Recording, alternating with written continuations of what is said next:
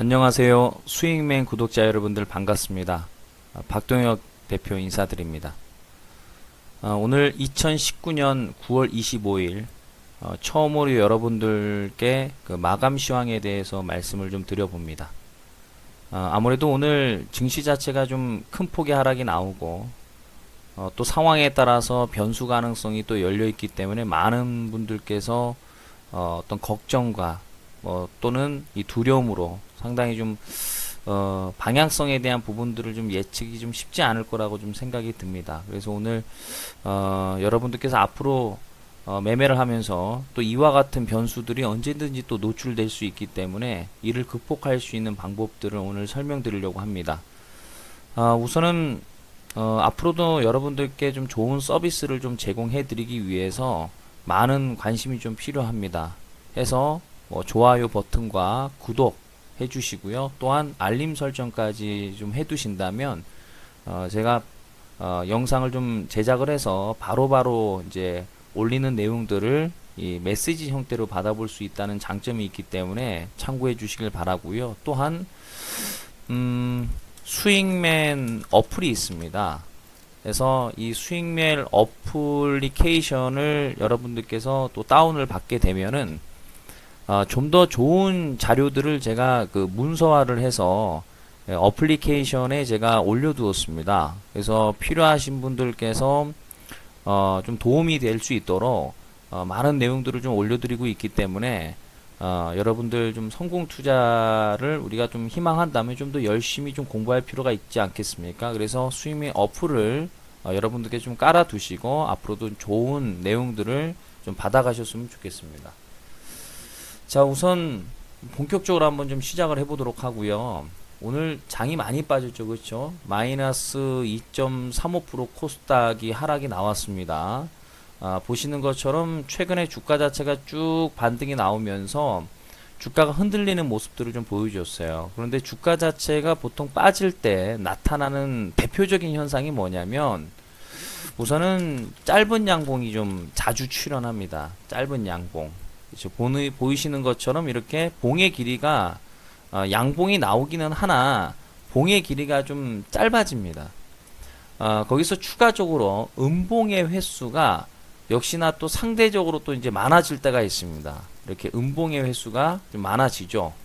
이러면 변수 가능성이 높아요. 그래서 이후에라도 여러분들께서 이제 시장 분석하실 때 단순 양봉, 음봉을 떠나서 이런 어떤 그 특징들이 좀 어느 정도 포착이 되면 어떤 비중 관리라든지 어떤 그 종목의 목표가를 좀 재설정할 필요가 있겠습니다. 그리고 우선 종합주가지수 같은 경우도 이런 식으로 이제 쭉 올라가면서 갑작스럽게 이렇게 주가 자체가 빠져버리면서 대부분의 종목들이 하락이 나왔죠.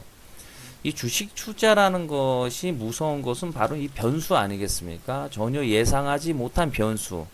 그래서 저는 오늘 시황에 대해서도 이렇게 또 여러분들에게 또 설명을 드리지만은 사실 이제 오늘의 핵심 포인트는 뭐냐면 시황보다는 그 시황을 우리가 극복할 수 있는 어떤 그 매매 전략에 대해서 오늘 여러분들께 좀 설명을 좀 드리려고 합니다.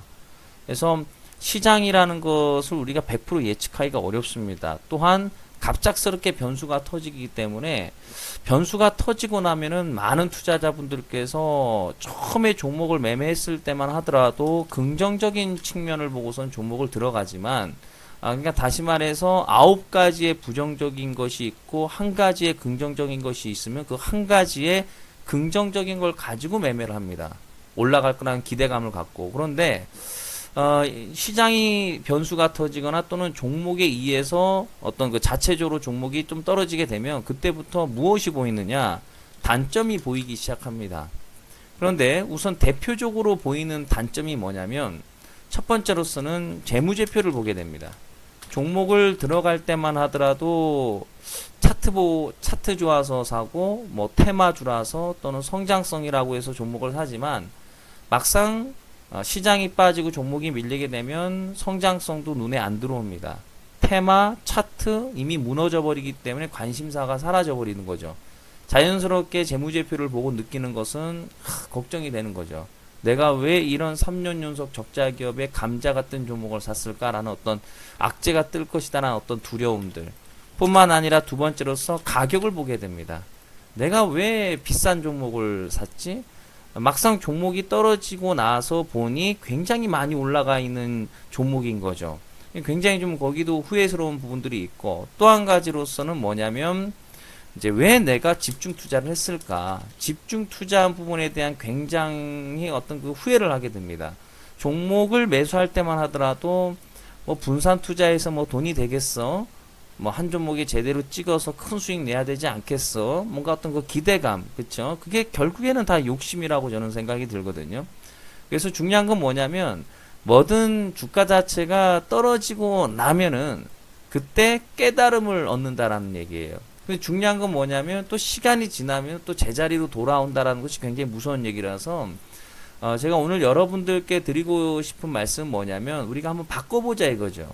뭘 바꿔보냐? 매매 방법을 한번 바꿔보자 이거죠. 매매 방법을 바꾸자. 단순히 종목을 바꾸는 식의 어떤 내용이 아니라 매매 방법을 바꿔보자 이거죠.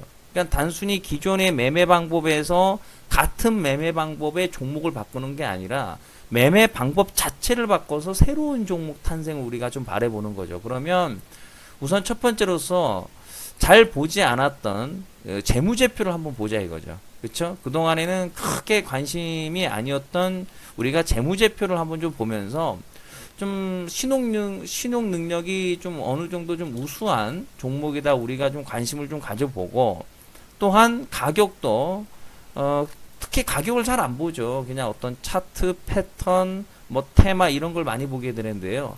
이제는 좀 가격을 한번 보자고요. 가격 저평가. 그렇죠? 가격 저평가의 기준에 대해서는 제가 또 잠시 후에 말씀을 드릴 예정이고요. 그리고 집중 투자 참 무서워요. 한 방을 꿈꾸다가 한 방에 또 나가 떨어질 수 있는 게 이 주식 투자 아니겠습니까? 그러니까 우리가 분산 투자를 한번 선행을 한번 해보자 이거죠. 그래서 우리가 사실 다 알고 있는 내용이죠.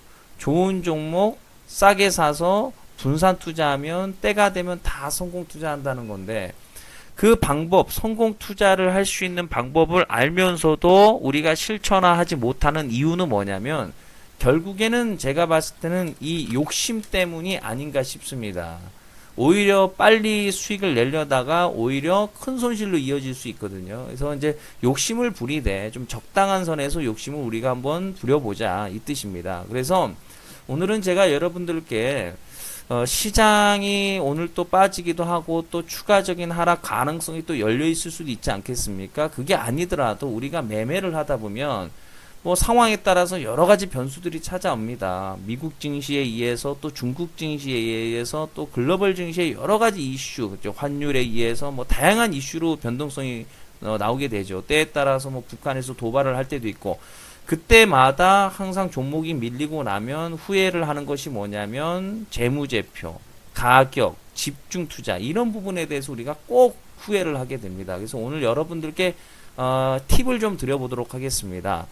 자, 우선은 제가 지난 그 내용에도 제가 많이 올려드리긴 했어요, 사실. 그런데 좀 더 좀 구체적으로 한번 또 설명드려보도록 하죠.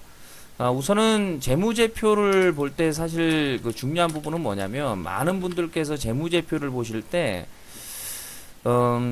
실적이라든지 매출 이걸 굉장히 중요시 생각합니다. 영업이익률이라든지요. 물론 중요하죠. 왜 중요하지 않겠습니까? 그런데 중요한 거는 망하지 않는 기업은 때가 되면 올라간다라는 거고, 실적이 항상 실적이 좋은 주식은 없어요. 오르고 떨어지고를 반복하거든요. 그러니까 사실 실적이 중요한 것이 아니라 무엇이 중요하면 부채가 중요합니다.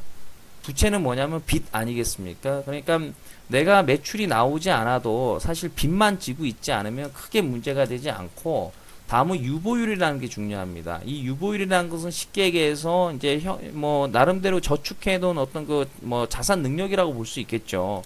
그래서 이 유보율이 그래도 몇백 프로 정도 나와야 되는데 때에 따라서 마이너스인 주식들이 있어요. 그런 종목들은 정말 피해야 될 필요가 있습니다. 그리고 우리가 이제 자본 축소라고 하는 게 있습니다. 감자라고 보통 얘기를 많이 하는데요.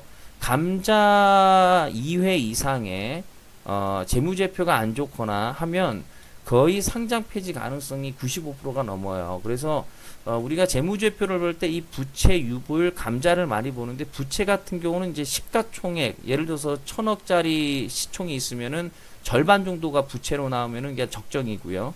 당연히 부채는 빚이기 때문에 없으면 없을수록 좋습니다. 그런데 시가총액이 1,000억짜리 시가총액이 있다라고 했을 때 곱하기 4 그러면 부채가 4,000억 이상이 되면 대규모 유상증자 가능성이 있거나 변수 가능성이 있어요. 그래서 이 점을 꼭 참고해 주시고요. 다음으로서는 이제 가격이 굉장히 중요합니다. 그래서 항상 종목을 물리고 나서 너무 비싼 주식을 샀구나라고 후회를 많이 하지 않습니까? 그래서 가격대는 거의 대부분의 급등주들은 이 급등이 시작되는 가격대가 있습니다. 평균적으로 보통 3,000원 이하에서 보통 출발을 합니다. 그런데 중요한 것은 뭐 3,000원대에서 바로 주가가 수직 급등하는 것이 아니라 주가 자체가 올랐다 떨어졌다 하면서 가기 때문에 3,000원 이하권에서 사고 팔고도 충분히 우리가 높은 수익을 낼 수 있어요. 그래서 뭐 예를 들어서 좀 설명을 좀 드려본다면 잘 가는 종목들은 대체적으로 특징들을 가지고 있습니다. 잘 가는 종목들은 화면을 좀 보게 되면은요. 자, 3,000원 가격을 좀 선을 만들어 볼게요. 네. 자, 밑줄을 좀 그어져 있는 보면은 요 자리가 3,000원 가격대입니다. 3,000원 가격대. 자, 보면은 대체적으로 주가 자체가 올라가기 전에는 어떤 그 3,000원대 이하권에서 보통 시작이 된다라고 볼 수가 있겠죠. 뿐만 아니라 이제 급등하는 종목들을 보게 되면 이렇게 차트를 넓게 펼쳐놓고 보면 요 검정색 라인 가격이 3,000원이거든요.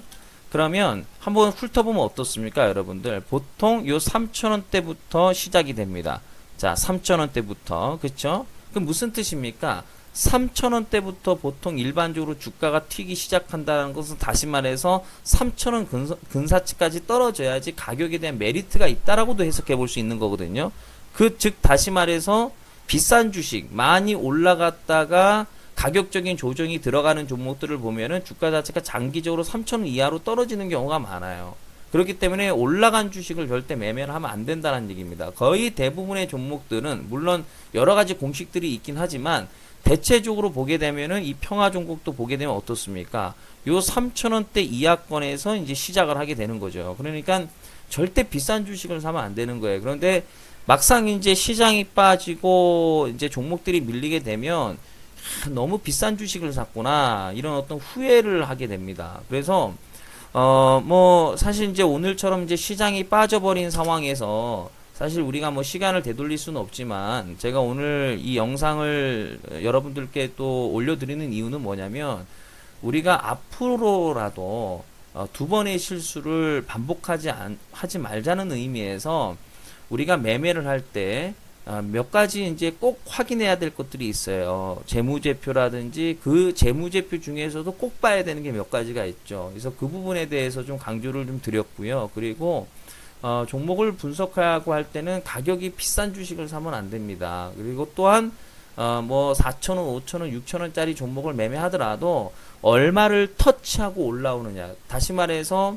똑같은 5,000원이라 할지라도 2만원짜리 주식이 5,000원이 된 가격하고 예를 들어서 3,000원에서 예를 들어서 2,000원에서 5,000원이 된 거하고는 달라요. 똑같은 5,000원이라 할지라도 주가가 위에서 다시 말해서 무슨 뜻이냐면 뭐 좀 전에 뭐 이런 평화종공을 가지고 말씀을 예를 들어 본다면 똑같은 뭐 한 6,000원대 가격이라고 하더라도 저가에서 시작이 된 5,000원이냐 아니면 고가에서 시작해서 빠져서 6,000원이냐 같은 가격대가 아니란 말이에요.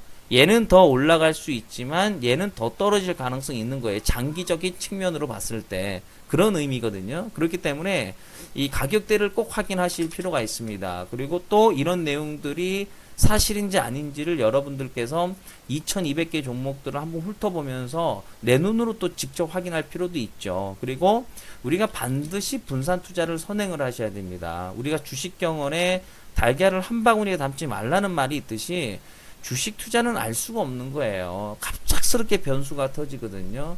재무제표 좋아서 가격적인 메리트 있어서 매매를 했는데도 불구하고 그 종목도 악재가 뜰 수 있어요. 그래서 여러 가지 어떤 변수 가능성을 열어두면서 우리가 매매할 때 이 분산 투자가 선행이 돼야 된다라고 저는 생각이 듭니다. 그래서 오늘 뭐 시장이 좀 굉장히 많이 빠졌죠. 뭐 전체적으로 대부분의 종목들이 밀렸고 많은 투자자분들께서 오늘 조금 우울하지 않을까라는 생각을 좀 하게 되는데요. 자, 뭐 어쩌겠습니까? 주식 투자하다 보면 또 이런 날도 있고, 그렇죠? 네, 그런데 우리가 계속해서 주식을 하는 동안에는 이런 변수를 경험하게 될 수밖에 없어요. 그래서 우리는 이 주식인으로서 두 번의 실수를 하지 않는 쪽에 우리가 중점을 두면서 열심히 좀 공부를 좀 해야 되지 않나라는 생각을 좀 해봅니다. 그래서 오늘 이 시간에는 여러분들에게 우리가 매매를 하면서 반드시 확인해야 될 것 몇 가지에 대해서 좀 설명을 좀 드렸고요. 좀 더 열심히 공부하셔서 이 다음에 반드시 성공 투자하시기를 바랍니다. 오늘도 여러분들 뭐 방송 시청해 주셔서 감사드리고요. 항상 수익맨 구독자 여러분들 힘내시고 파이팅 하시고 반드시 주식 투자로서 성공을 이뤄내시길 바라겠습니다. 오늘도 공부하시느라 수고 많으셨습니다. 감사합니다.